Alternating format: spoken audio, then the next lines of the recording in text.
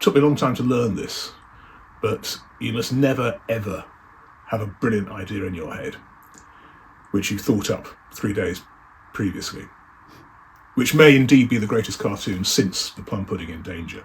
But the news will change, and there's your brilliant idea down the shitter. And it's happened several times, and I thought, oh, what a great idea. No, it's gone. It's gone. And, when you're doing work for newspapers, it is like an ever-rolling stream of unending misery and folly.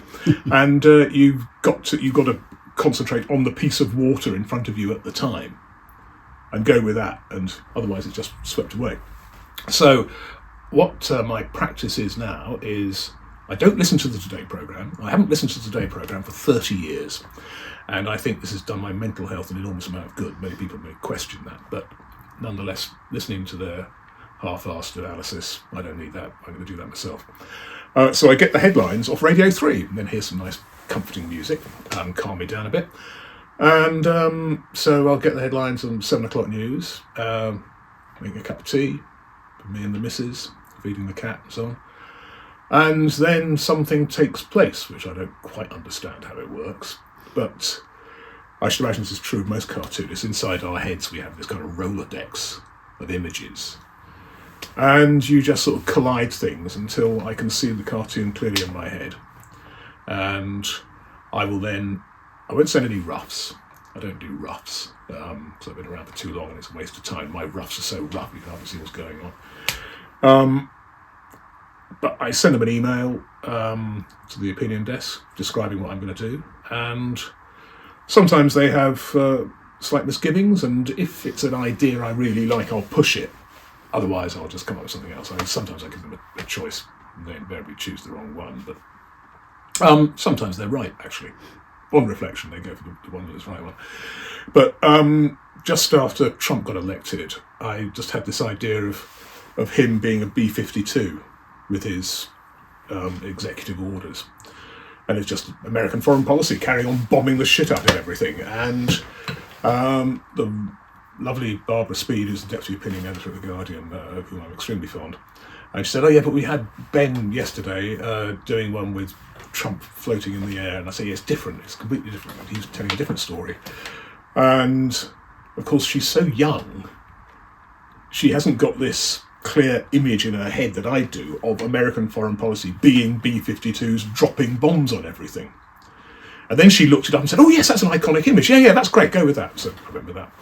Pete, the older I get, I'm 66 now, I'm increasingly talking to people who have no idea what I'm about, where I'm coming from. I remember, this is not a recent phenomenon. When David Bowie died, which, was 10 years ago, my wonderful archivist, Rich, who's sorted out, you can probably see it behind me, my archive in the boxes behind me. And I was telling him how, this is a major part of my life, with Bowie dying. Because when I was 13 or 14, I used to ring up Dial-A-Disc to listen to Life on Mars, because they weren't really playing it on the radio. And it's such a great song. Perhaps I should have gone and bought a copy, but I did it on and it was, what?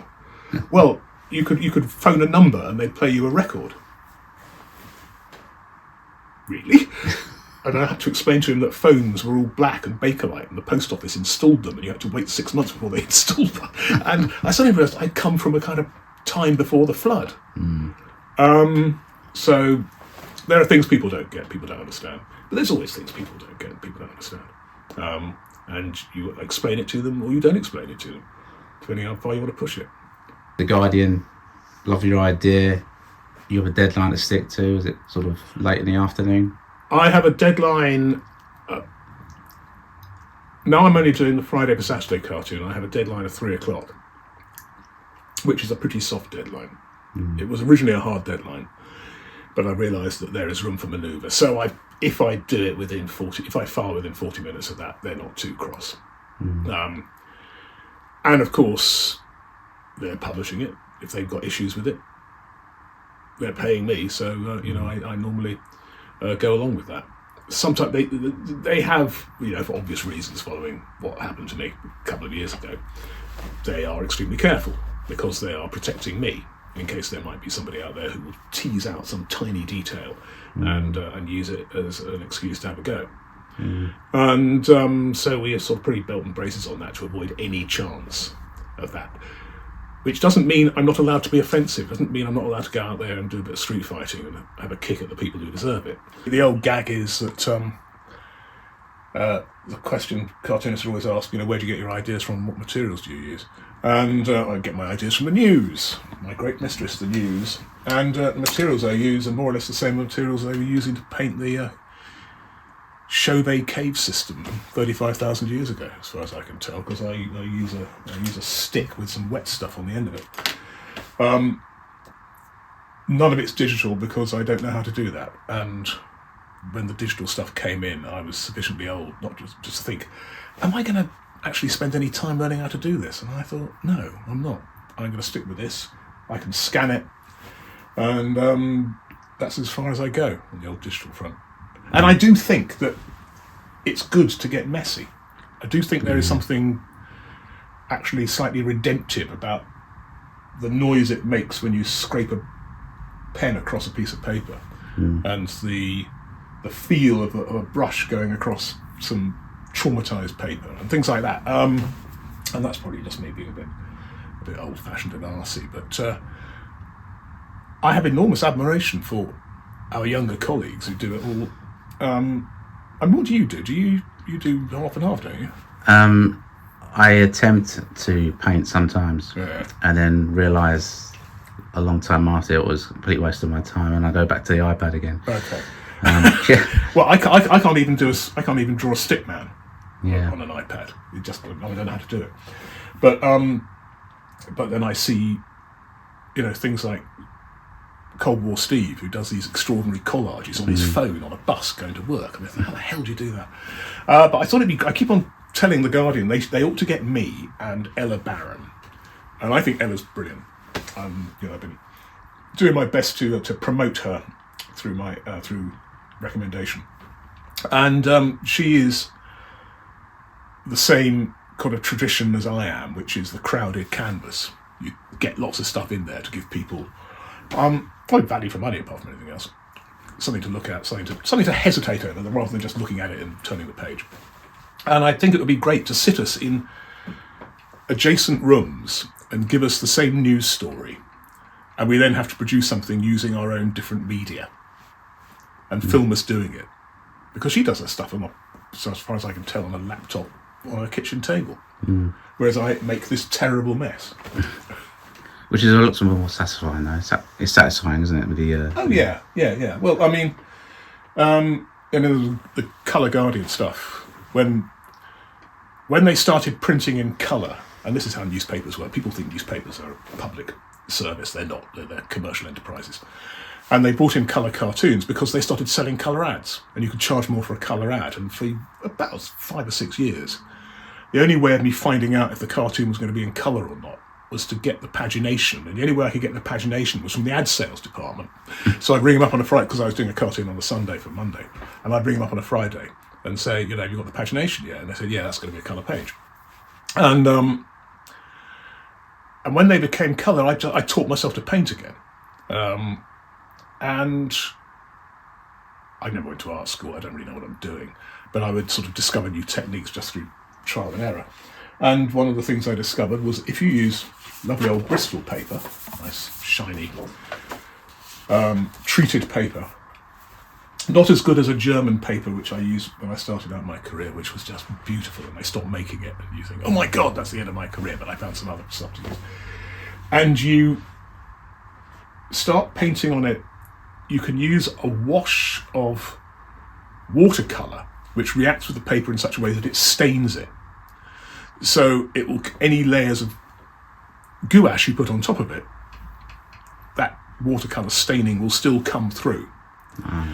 And then when you start using gouache in a certain way on Bristol paper, it sort of reacts with the paper and starts sort of crazing and marbling and sort of almost pixelating.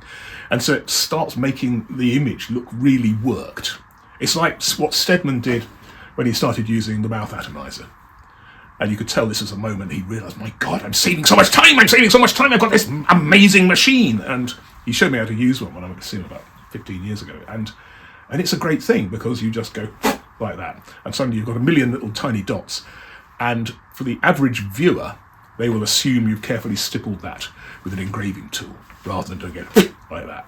Well, this one, I mean, which I did, after Starmer went to see Trump, and it was published online about 20 minutes before Trump did the dirty on Zelensky. So I felt rather pleased with the fact that I had just thought as a gag I put Zelensky being shown into the Oval Office by a Chicago gangster. Because basically what they did, they gave him a punishment beating. Shows you come here on my daughter's wedding day and you show no respect. Except, you come here on my daughter's wedding day, you show no respect. I got the best respect, I'm the best respecter. You know. Why does nobody go on about the fact that Donald Trump talks like Liberace? It's so obvious. You know, he's the campest president since Martin Van Buren, for Christ's sake. Anyway, the original idea, this is one of those ones where I actually had the idea the day before. And because I knew Starmer was going to meet Trump. And then you just fiddle about with the image inside your head. Originally, it was going to be Trump and Starmer giving each other French kisses. And their sort of tongues on top of each other, and then I suddenly thought, actually, it'd be great to get Putin in there as well. But I was fiddling about in my head, saying, no, it doesn't work.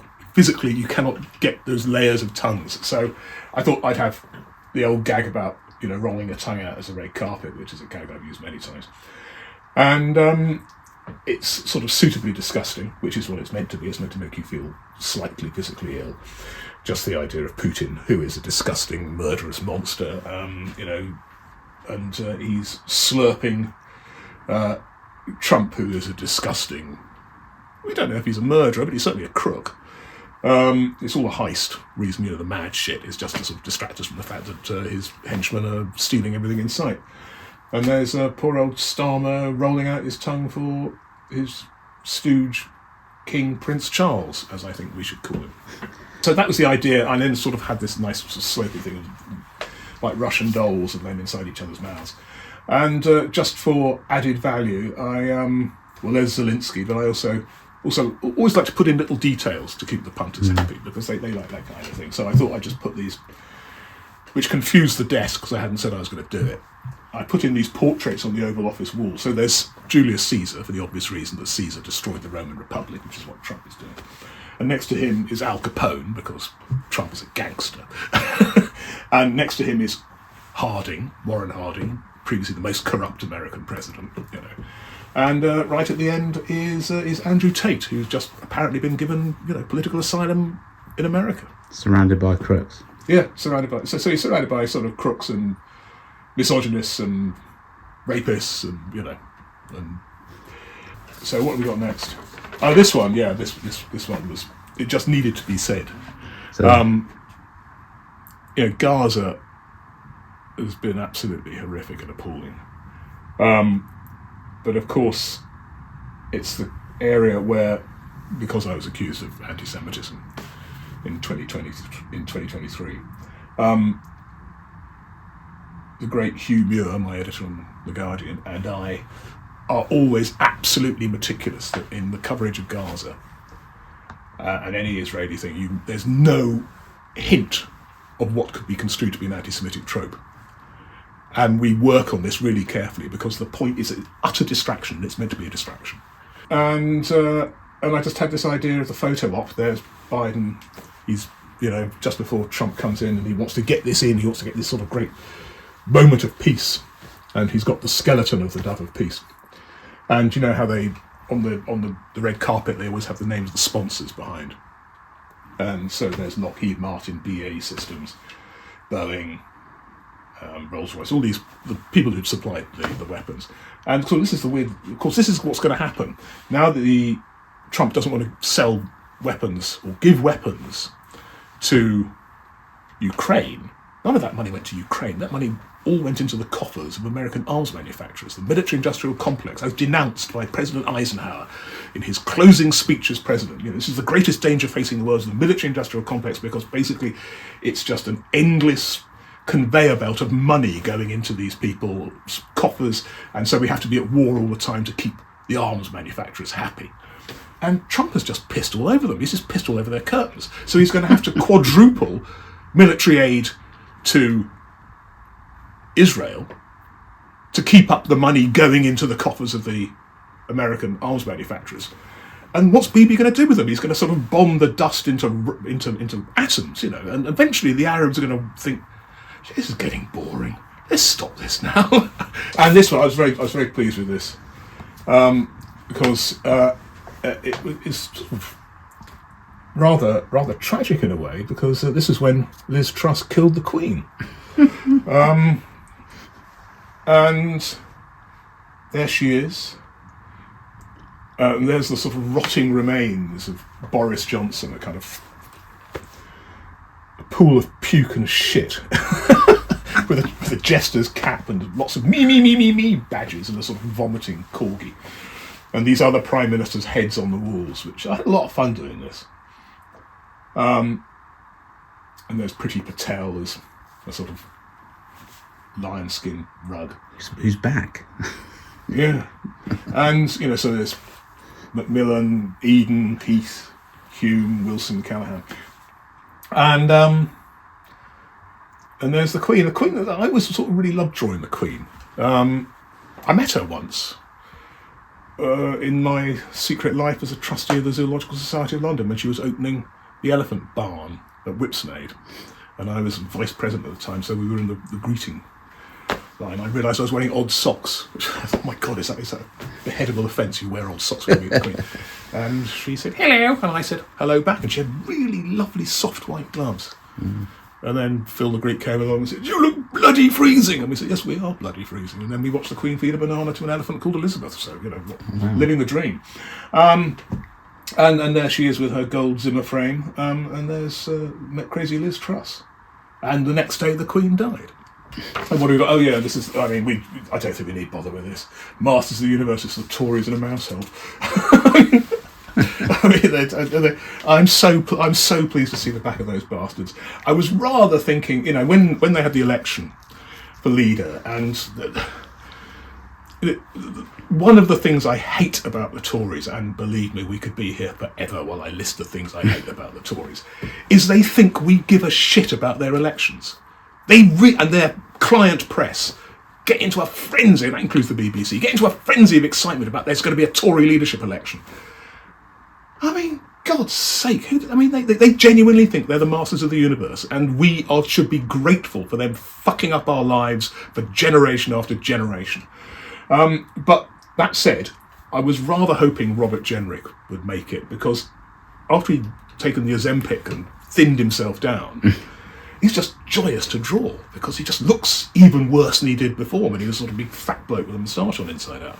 And not for nothing is he the MP for Newark, which is an anagram of wanker. And then there's this one, which, again, this is one I had in mind before the 2019 election result was announced.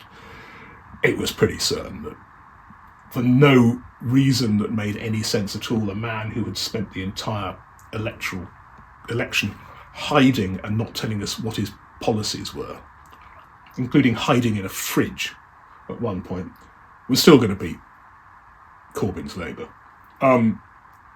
Tragically, in a way, I think Jeremy Corbyn would have been a very bad Prime Minister, but not as bad as Boris Johnson, as it turned out.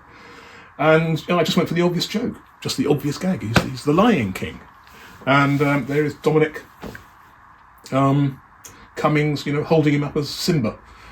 And behind him is Trump, these two hyenas. There's Trump and also Putin, because, I've been saying since at least 2010 in public that Boris Johnson is obviously a KGB sleeper agent, created in the laboratories of the Lubyanka out of yak pelts and old satchels to be the ultimate sleeper agent to take over Britain and destroy it.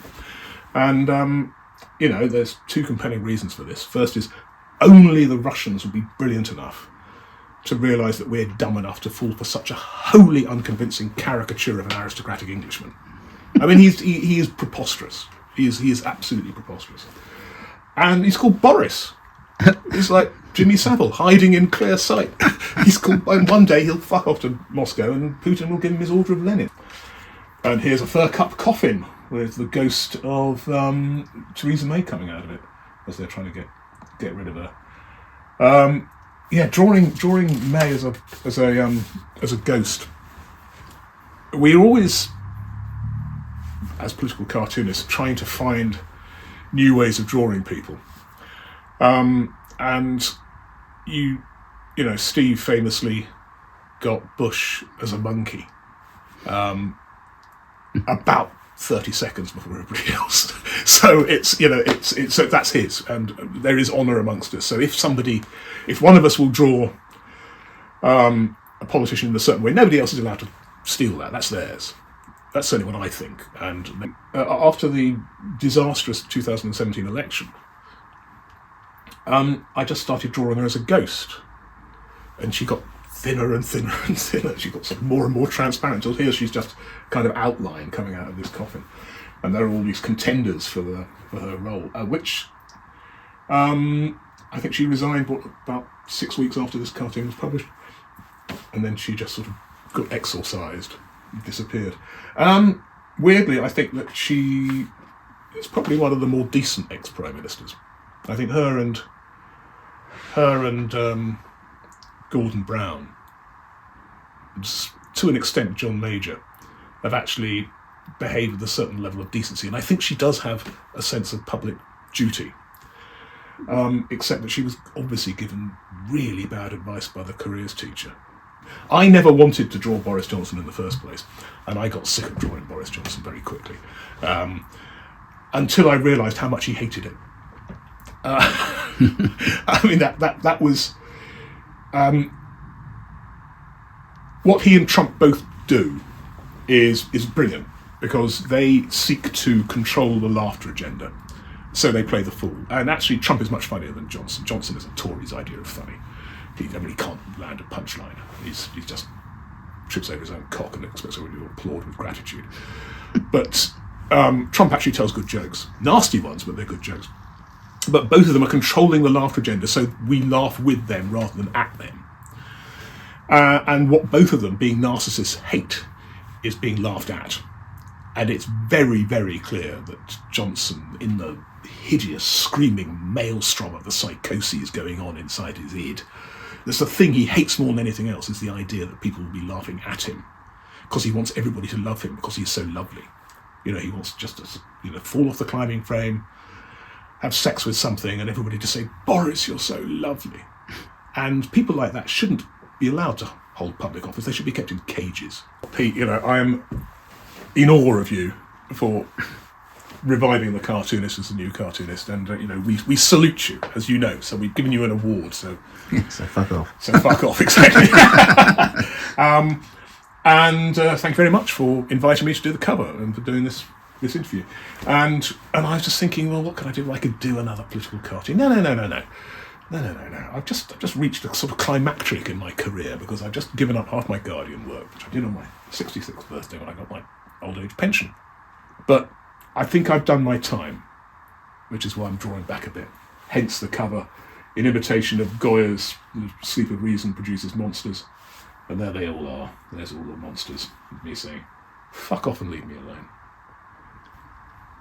When I had my enforced sabbatical from The Guardian 2 years ago, which I think was a sensible thing to do, is sort of, when you're in the middle of a major online lynching and then a media storm, the thing to do is not to push back. The thing to do is to shut up and disappear for a bit, which is what I did. And but I was walking down the road one day and I thought, why have I spent my entire career trying to get work from newspapers? Well, I know why, because it's easier than doing it yourself. But of course, the great creators of this profession never did that. Gilroy, Rowlandson, Cruikshank, Hogarth, they all sold these individual prints. They were sort of entrepreneurs, businessmen, selling their stuff. And I thought, why don't I just do that? Why don't I do that? And I thought, well, because it's too much bloody trouble, that's why. But I thought about it a bit more, and then when I decided a year ago that I was going to cut down to one a week on my 66th birthday. There is the terrible fear of the freelancer, which I'm sure most of you out there in cartoon land will understand, that you never dare say no or ever dare turn down a job because nothing may ever turn up again and you will starve in a garret. Well, I'm not going to starve. I've got my state pension. I've got a pension I've been paying into for a while as well. So, there's no issue about that. But there is that terrible grinding fear. So I thought, okay, I've still got regular outlets, doing stuff for the lovely Byline Times, doing stuff for The Guardian, doing lots of freelance stuff, doing lots of books I can now get on with when I've got more time. But to do the kind of cartoon I just said I wanted to stop doing, sometimes, because of the scheduling at The Guardian, I'd be working on a Tuesday and a Friday, and on Wednesday there'd be some ridiculous event in the public realm, and I'd think of a brilliant joke and I had nowhere to place it. And hitherto I'd either just draw it and I'd put it for free on social media and nobody would notice it, or I'd give it to the Morning Star, which I might still do occasionally. But I thought, actually, why? No. Everybody else is monetising things all the time. Why don't I have a subscription service? Make it nice and cheap. Guarantee 4 cartoons, a minimum of 4 cartoons a month. With lots of other stuff as well. Lots of discounts for members in my online shop of prints and originals and books. Send everybody who's subscribing a high resolution JPEG of every cartoon I have published, because people are always saying, I can't see what's going on. I said, well, don't look at it on your phone for a start. But also the resolution they have on the Guardian website isn't that great. So this will be sent straight to people's inboxes. And I got my redoubtable archivist and site guru, I don't know what he is. Anyway, Rich, to have a look at this, and we're going to launch on the 1st of April, we hope, and it's going to be, I think this is a reasonable amount of money. I think it's going to be £5 a month, or 25 quid for 6 months, or 45 quid for a year. So if you buy it for a year, and I worked out that if I got 500 subscribers, that would be very nicely, thank you. If I got 1,000 subscribers, I'm in trouble, because I'm going to have to start paying an awful lot of tax. Yeah, well, here we are. This weird little cabinet of Curon. There's a stuffed vulture in that case down there, which I bought by mistake at an auction about 30 years ago. I was scratching my nose, and they said sold. And there's an oil painting I did a couple of years ago when I was off from The Guardian, and I thought, what if I could still do an oil painting? And I could. It's stunning. I was quite pleased with that. And this is one of my most treasured possessions. I got 2 possessions that I treasure more than anything else. One is my original Stedman cartoon he gave me for my 60th birthday. And this is a self-portrait of Thug the Pygmy Hippo. Alas, now the late Thug the Pygmy Hippo. And what hippos do, pygmy hippos, like common hippos, as they walk through the African bush at night from their riverine fastness, and they leave a trail so they can find their way back to the river. And they leave a trail by spinning their tails round like propellers and spraying shit over all the surrounding foliage so they can sort of find their way back in the dark. And so what the clever people at London Zoo did, and I gave them a big donation for this, is they held a canvas behind Thug with a stencil on it, and he just sprayed shit all over it. And so this is mixed media. This is canvas, hippo shit, and fixative. Brilliant. And I think it's wonderful. I love it so much.